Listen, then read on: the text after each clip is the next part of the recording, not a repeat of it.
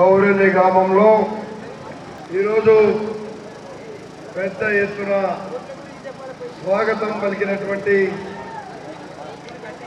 వేలాది మంది మా సోదరిమణులకు, మా యువ సోదరులకు, ఇక్కడికి విచ్చేసిన నాయకులకు, వేదిక మీదున్న గ్రామ సర్పంచ్ మెంబర్లు, ఎంపీపీలు, ఎక్స్ఎంపీపీలు, ఎంపీటీసీలు, ఇక్కడికి విచ్చేసిన చాలా మంది పెద్దలు ఉన్నారు.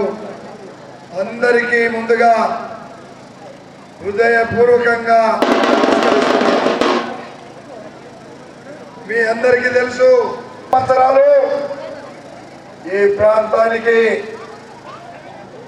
ఒక శాసన సభ్యునిగా ఉన్న వ్యక్తి ఏ గ్రామానికి వెళ్ళినా కేవలం అభివృద్ధికి నోచుకోలేక ఎక్కడికి వస్తే అక్కడ ఒక ఎమ్మెల్యే అంటే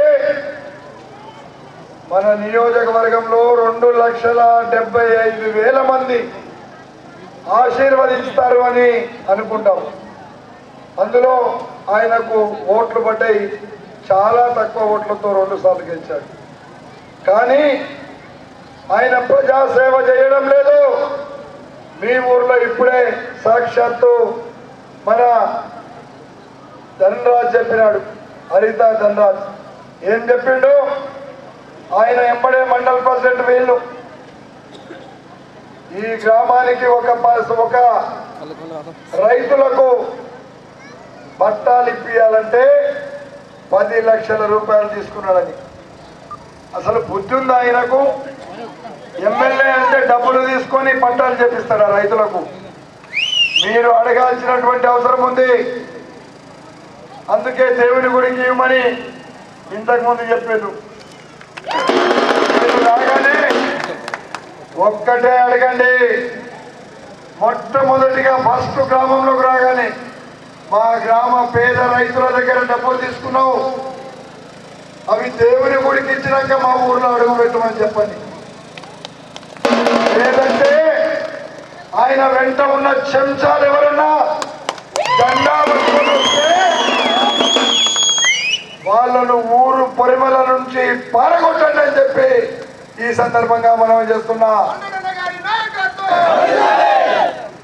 నా గొంతుకు సరిగా రావట్లేదు, కానీ మీ ఊరంతా వినబడేటట్టు చెప్పేవాడిని.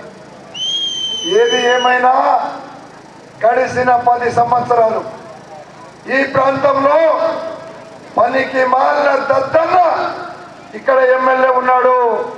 మన ప్రాంతం 10 సంవత్సరాలు వెనుకపోయింది. ఏ ఒక్కరి కూడా మన ప్రాంతంలో అభివృద్ధి చేయలేదు.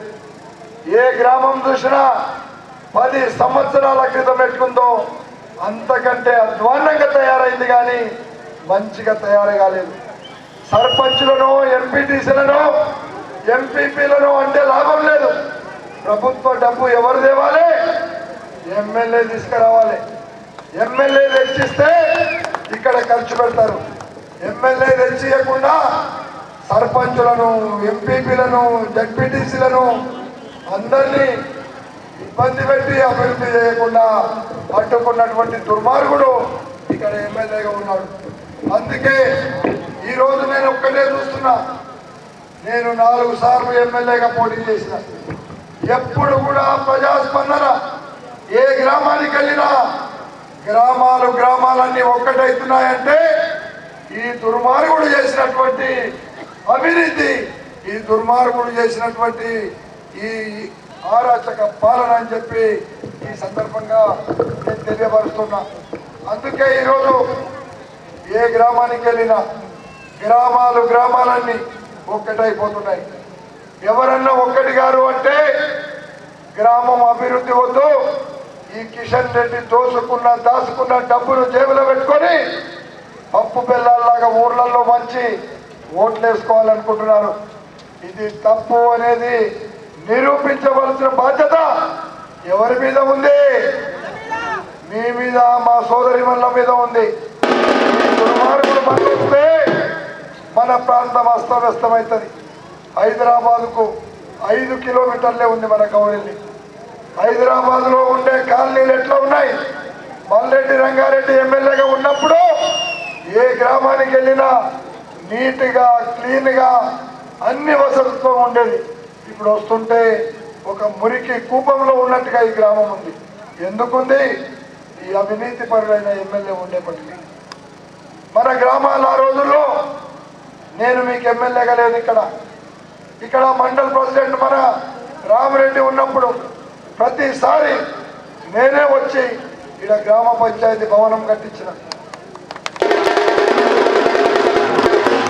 ఎవరు ఇవ్వలేదు డబ్బులు. నేను ఎమ్మెల్యేగా లేకుంటే కూడా ఇక్కడ కమ్యూనిటీ హాల్ కట్టించిన.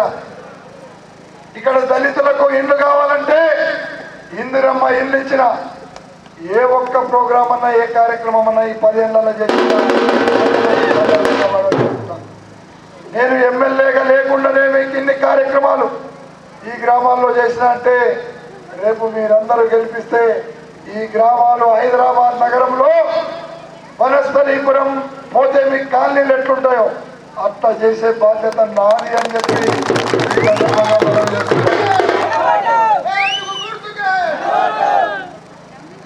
గ్రామాల అభివృద్ధి. రంగారెడ్డి జిల్లాలో 27 గ్రామాలు బ్రహ్మాండంగా అభివృద్ధి అయినాయని మన రాష్ట్రపతి అవార్డు వస్తే ఎక్కడొచ్చినాయి? 22 గ్రామాలు మన దగ్గరనే. ఒక్క మలక్పేట నియోజకవర్గంలో వచ్చినాయి. ఎక్కడైనా వచ్చినాయంటే ఎక్కడ రాలేదు. అంటే రంగారెడ్డి జిల్లాలో పుట్టిన బిడ్డగా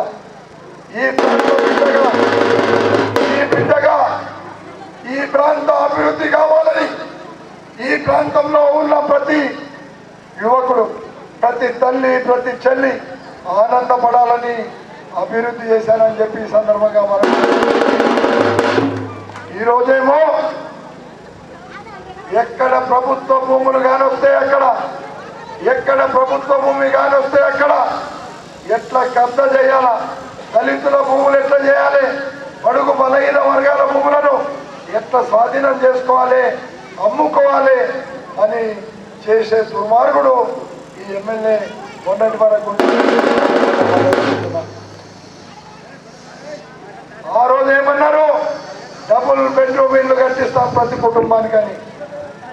మన గౌరెల్లిలో ఒక్క ఇళ్ళన్న కట్టించిండా అమ్మా? చెప్పండి మీరు. ఒక్క ఇళ్ళన్న మీకు ఇచ్చిండా? మీరు ఎట్లా ఓటేస్తారని అడిగితే మీరు ఎట్లా చెప్పాలి బుద్ధి? ఇంట్లో ఏమన్నా చీపురు గట్టలు ఉంటే తీసుకొని వెంటబడాలి మీరు.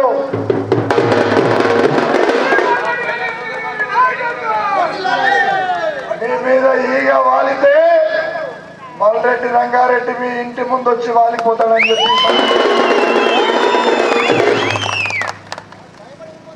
అందుకే ఈరోజు ఏ గ్రామానికి వెళ్ళినా కిషన్ రెడ్డి నీ గ్రామాలలో తిరిగేదానికి అవకాశం లేదు. మల్రెడ్డి రంగారెడ్డి వచ్చినాడు, నీ ముచ్చమటలు పడతాయి, పారిపోని. ఏ గ్రామం మల్రెడ్డి రంగారెడ్డి ఎక్కడొస్తాడో ఏమవుతుందో నా గతని మొదటి నుంచే ప్లాన్ వేసుకున్నాడు.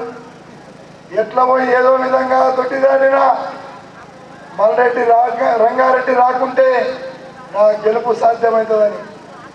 బిడ్డ, నువ్వు ఇబ్రాహీంపట్నం నియోజకవర్గ ప్రజలను రక్తం తాగినవు, అది కక్కించే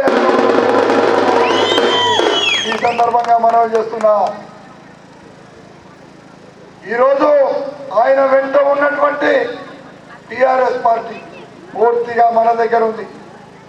ఆయన వెంట ఉన్నటువంటి బడుగు బలహీన వర్గాలు ఏదో ఆశకు ఓటేసి ఈరోజు ఆలోచిస్తున్నారు. ఈరోజు హయాత్ నగర్ మండలం, మన అబ్దుల్లాపూర్పేట మండలం ఉంటే 20 మంది సర్పంచులు ఉంటే ఈరోజు ఎంతమంది మిగిలినారు? నీ ఎమ్మడి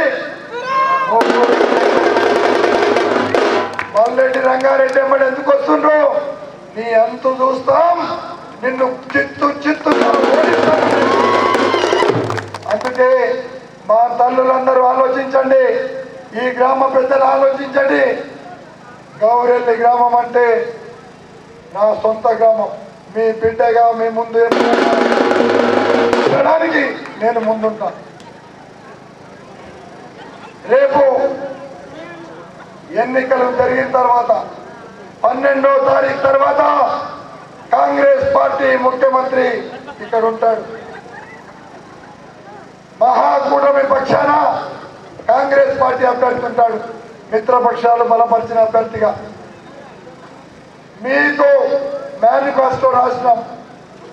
మేనిఫెస్టో రాసినాం అంటే అన్ని విషయాలు ఇప్పటి వరకు మన సోదరులు ఇంతకుముందు నిరంజన్ రెడ్డి గారు కూడా చాలా వివరంగా చెప్పాడు. ఆయన ఏమేం చేశాడు. నిరంజన్ రెడ్డి సొంత ఇబ్రాహీంపట్నం మండల ప్రెసిడెంట్, ఆయన భూమినే కబ్జా పెట్టిన దుర్మార్గుడు. ఎవరితో చేతులు కలిపి? నయీంతో చేతులు కలిపి.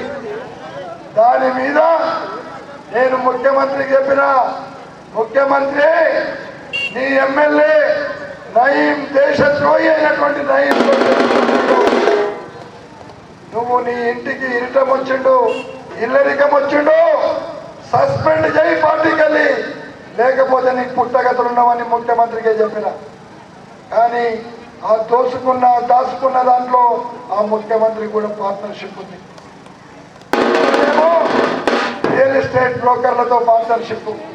ఇవన్నీ చేసి మన పేదవాళ్ళ గురించి గౌరెల్లిలో నీళ్లున్నాయా, గౌరెల్లిలో రోడ్లున్నాయా, గౌరెల్లిలో ఇళ్ళున్నాయా, గౌరెల్లిలో ఏ అవసరాలున్నాయి, ఒక్కరోజు కూడా అడగలేదు. నేను చెప్తున్నా మీకు, రేపు 12వ తారీఖు తర్వాత ఇల్లు లేని నిరుపేదలందరికీ 5 లక్షల రూపాయలతో మీరు ఉన్న జాగాలు ఇస్తారు, ఉన్న జాగాలో కట్టుకోవడానికి. లేదంటే ఇప్పటికే ఇచ్చిన ఇందిరమ్మ ఇళ్లకు ఇంకొక 2 లక్షలు ఇస్తాం. ఇవన్నీ ఉచితంగా ఇస్తాం. అది కూడా కాదంటే మేమే ఇక్కడ ప్రభుత్వ భూమి తీసుకొని ఇండ్లు లేని నిరుపేదలందరికీ ఇండ్లు కట్టిస్తామని చెప్పి ఈ సందర్భంగా మనం చెప్తున్నాం.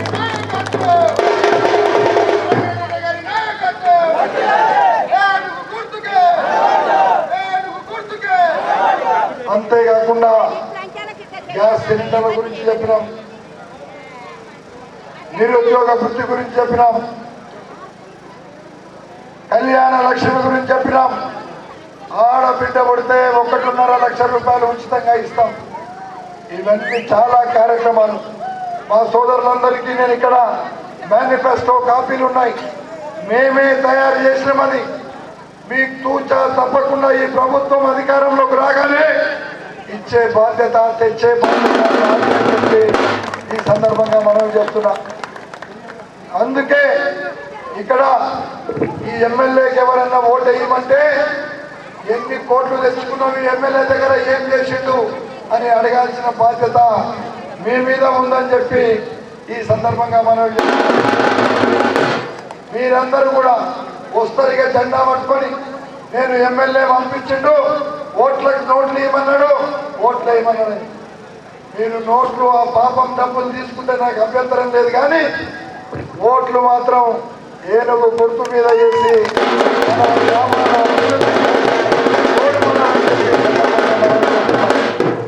నాకు తెలుసు.